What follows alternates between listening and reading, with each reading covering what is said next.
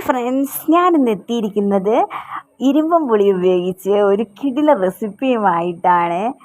ഇരുമ്പൻ പുളിയെ ചെമ്മീൻ പുളിയെന്നും ഊർക്കാപ്പുളിയെന്നും ഇറുങ്ങാപ്പുളി എന്നൊക്കെ പേരിലൊക്കെ അറിയപ്പെടുന്നുണ്ട്. ഏത് പേരിലെങ്കിലും ആവട്ടെ, ഈ ഇരുമ്പൻ പുളി ഉപയോഗിച്ച് ഞാൻ എങ്ങനെയാണ് ഈ റെസിപ്പി ഉണ്ടാക്കാൻ പോകുന്നത് കാണാം. ഞാൻ ഇരുമ്പൻ പുളി നന്നായി വൃത്തിയാക്കി എടുത്തേ. ഇനി ഇത് നൈസായി കട്ട് ചെയ്തെടുക്കണം. നൈസ് ചെയ്ത് കട്ട് ചെയ്തെടുത്തു കഴിഞ്ഞാൽ ഇത് പെട്ടെന്ന് വെന്ത് കിട്ടും. അതിന് വേണ്ടിയിട്ടാണ് നൈസായിട്ട് കട്ട് ചെയ്യുന്നത് കേട്ടോ.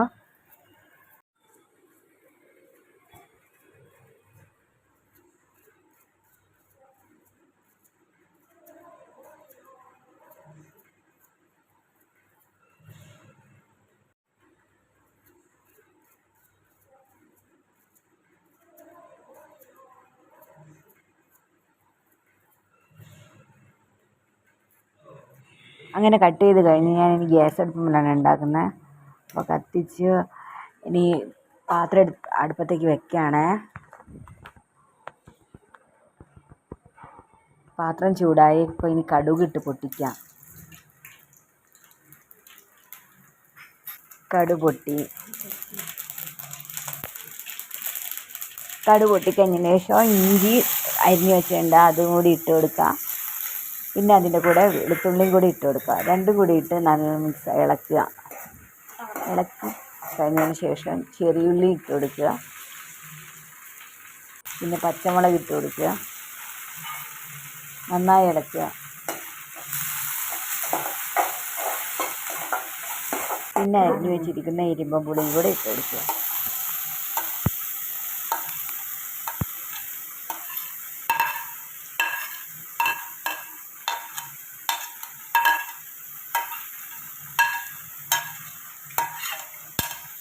ഇനി ഇത് നന്നായി ഇളക്കി കൊടുത്തത് നന്നായി വാടി വരുന്ന സമയത്ത് ഒരു അരക്കപ്പ് വെള്ളം ഒഴിച്ച് കൊടുക്കുക.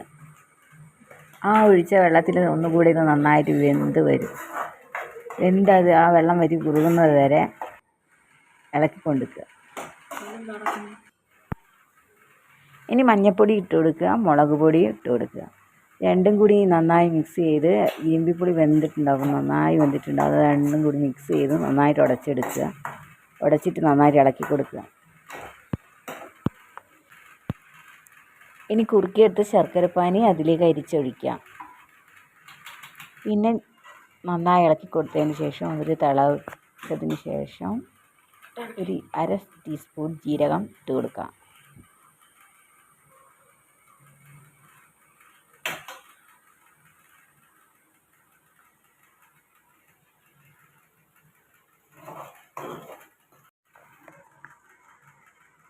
ഇനി ഇതിലേക്ക് ഞാൻ അരിയും ഉലുവയും കൂടി വറുത്ത് പൊടിച്ചത് 2 സ്പൂൺ ഇടുന്നുണ്ട്.